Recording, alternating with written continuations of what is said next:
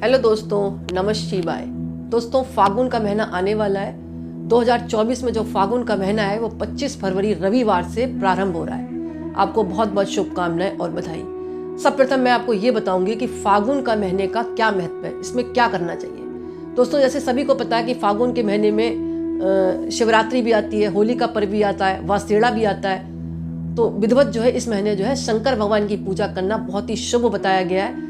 आप पूरे महीने जो है जल चढ़ाएं और जल चढ़ाने के साथ साथ ओम नमः शिवाय का आप जाप करें। और चंद्रमा की भी पूजा का महत्व है, क्योंकि चंद्रमा भगवान शिव के सर पर धारण किया उन्होंने, इसलिए विशेषकर शंकर भगवान की पूजा और चंद्रमा की पूजा आप जरूर करें। तामसिक भोजन जैसे शराब है, मांस मदिरा है, तंबाकू है, गलत कार्यों का काम बिल्कुल ना करें इस महीने। यानी आपको परहेज रखना है सब चीजों से।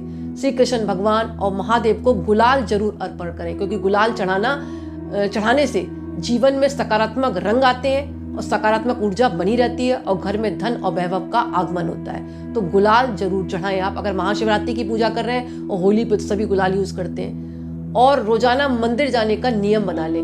अब आपके घर से बाहर कोई मंदिर है, आप नहीं जा पा रहे हैं, दूर है, या घर में इतना काम है आप निकल नहीं पा रहे, या आपकी जो ड्यूटी ऐसी है जो सुबह ही भागना पड़ रहा है, तो मन भी हमारा मंदिर है। आप मन में ही भगवान को ध्यान करें और अच्छे कर्म करें, दान पुण्य प्रतिदिन कुछ ना कुछ जरूर करें। इससे भी आपको फागुन के महीने का फल प्राप्त होगा।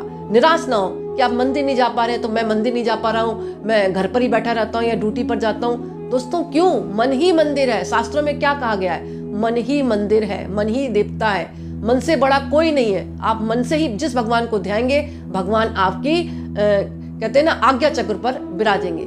तो दोस्तों, इन बातों का आप ध्यान रखें। गलत बोलने से बचें, गलत शब्दों का प्रयोग ना करें। इस महीने बचाव रखें अपनी तरफ से जहां तक हो। गाय की सेवा का नियम बना लें, पशु पक्षी की सेवा करें, बुजुर्गों की सेवा करें, और अनाथ आश्रम में जाकर मतलब आप कुछ चीज दान दे सकते हैं अपनी सामर्थ्य के अनुसार। और पीपल की पूजा का नियम बनाएं। इससे क्या होगा? नकारात्मक शक्तियां दूर होती है। यानी पीपल देवता के शाम के समय दिया जलाएं, परिक्रमा करें, तुलसी की भी पूजा करें, क्योंकि मैंने स्टार्टिंग में ही आपको बता दिया, क्योंकि ये महीना श्री कृष्ण भगवान को अति प्रिय है और श्री कृष्ण भगवान को तुलसी भी प्रिय है। तो तुलसी की पूजा करें, केले के वृक्ष की पूजा करें, समी की पूजा भी कर सकते हैं आप। दोस्तों, पूजा करने में जैसे कि सीधी पूजा है, आप लोटे लें, जल भरें, उसमें कच्चा दूध डाल दें, थोड़ी सी हल्दी डाल दें और अक्षत डालें, थोड़ा सा मीठा डालें, और पीपल देवता को सींचे, केले को सींचे, आप तुलसी को सींचे, समी के वृक्ष को सींच सकते हैं, बरगद की पूजा भी कर सकते हैं। दोस्तों, ये प्रकृति जो पौधे देती है ना, इसमें भी देवी देवताओं का निवास होता है, इसलिए नियम बनाए गए इनको सींचने के। तो इससे क्या नकारात्मक शक्तियां दूर होती हैं, और नकारात्मक शक्तियां दूर होने के साथ साथ हमारे जो नवग्रह हैं वो भी ठीक होते हैं। अब जैसे बरगद के पेड़ पर आपने जल चढ़ाया है ना, और उसकी मिट्टी गीली हुई, इस मिट्टी से आप माथे पर तिलक करेंगे, तो इससे भी आपके ग्रह जो है अच्छे होते हैं। चंद्रमा मजबूत होता है। मैं तो कहती कच्चा दूध डालकर आप फिर जल चढ़ाएं बरगद के पेड़ पर। तो दोस्तों, आपका चंद्रमा भी मजबूत होगा। जितना चंद्रमा मजबूत होगा, आपकी मानसिक पीड़ाएं दूर होंगी, आपके इमोशनल जो संबंध है वो मजबूत होंगे। और दोस्तों, इस महीने आपको शिवलिंग पर बेला के फूल अगर चढ़ाते हैं, बेला के फूलों की माला चढ़ाते हैं, तो माँ लक्ष्मी जैसी पत्नी का योग बनता है शादी में। और श्री कृष्ण भगवान को जैसे उनके पसंद के फूल है, कुमुद है, पलास है, मालती है, बनमाला है, बैजंती माला है, पीले फूल अगर भगवान को श्रद्धा भक्ति विश्वास के साथ चढ़ाकर उनके कोई मंत्र का आप जाप करते हैं, तो मन चाहा शादी के योग बनते हैं। शादी में कैसी भी रुकावटें आ रही हैं, तो केवड़े का इत्र डालकर आप स्नान करना चालू कर दे, हल्दी डालकर स्नान करना चालू कर दे। ये फागुन के महीने में बता रही हूँ। और भगवान को पीला चंदन भगवान के माथे पर लगाएं और खुद भी माथे पर लगाएं। इससे भी आपकी शादी में आने वाली रुकावटें दूर होंगी और जीवन में जो भी बाधाएं आ रही काम में वो भी दूर होंगी। और ये महीना जो है फागुन के महीने में ऐसा कहा जाता है कि चंद्रमा का भी जन्म उत्सव बनाना चाहिए, क्योंकि इस महीने में भी चंद्रमा का जन्म हुआ था।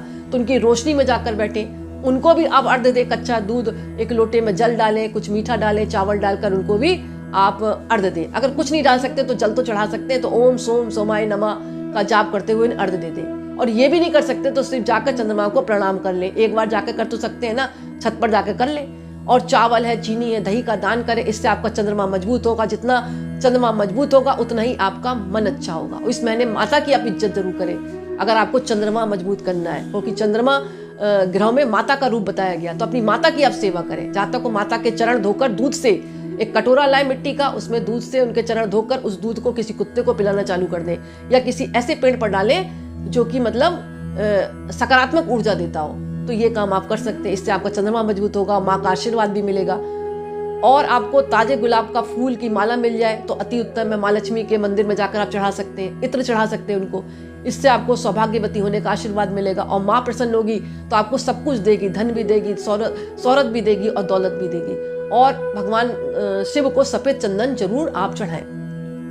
दोस्तों इस महीने जो है शिव जी की, माँ दुर्गा की, विष्णु भगवान की, लक्ष्मी की, कामदेव वरती की भी पूजा का विधान है। श्री कृष्ण भगवान और राधिका की भी पूजा का विधान है। और एक पूजा और भी करी जाती है नरसिंह अवतार की, क्योंकि नरसिंह अवतार किसका था? भगवान विष्णु का था। क्योंकि भगवान विष्णु के भक्त कौन थे? प्रहलाद। और प्रहलाद की रक्षा भगवान विष्णु ने कैसे की थी? हिरण्याकश्यप का वध करके। तो नरसिंह अवतार की भी पूजा का विधान है। और कामदेव की पूजा का इसलिए है क्योंकि शिव जी की तपस्या को उन्होंने भंग कर दिया था और शिव जी ने उनको भस्म कर दिया था। तो उनकी पत्नी ने बहुत क्षमा याचना मांगी थी, तो भगवान शिव ने उनको वापस पुनः उनको जीवित करके कहा कि सृष्टि रुक जाएगी अगर इनको हम भस्म कर देंगे। तो उन्होंने कहा ठीक है, इनको हम कर देंगे, लेकिन आगे से ये गलती ना करें। तो दोस्तों कामदेव और रति की भी पूजा का विधान है। तो दोस्तों ये फागुन के महीने की बात है। इसमें जो है आप गुलाल का बहुत ज्यादा महत्व है। मैंने कहा ना, गुलाल को आप जो भी पूजा कर रहे हैं उसमें भगवान को जरूर लगाएं। आप होली के पहले भी लगा सकते हैं। फाग आती तो फाग भी आप गा सकते हैं कोई भजन के माध्यम से। तो दोस्तों श्री कृष्ण भगवान की भी पूजा करें, आप भगवान शिव की भी पूजा करें, विष्णु भगवान की भी पूजा करें, क्योंकि ये महीना यही कहता है कि इन देवी देवताओं की पूजा करनी चाहिए और सत्कर्म करें जितना भी हो। आप ये नहीं कि होली वाले दिन आपने दान दे दिया, पूरा महीना आप अपने जीवन को सात्विक तरीके से जिए, तो आपके जीवन में उपलब्धियां भी मिलेंगी, आपके जीवन की समस्याएं भी खत्म होंगी। कोई समस्याएं बाहर से नहीं आती, हम खुद ही पैदा करते हैं। मन ही करता और मन ही भोगता। तो दोस्तों आज का वीडियो मैं ही समाप्त करती हूँ। पसंद आए तो लाइक करें, दूसरों को शेयर करें और कमेंट्स में नमः शिवाय जरूर लिखें। बहुत बहुत धन्यवाद।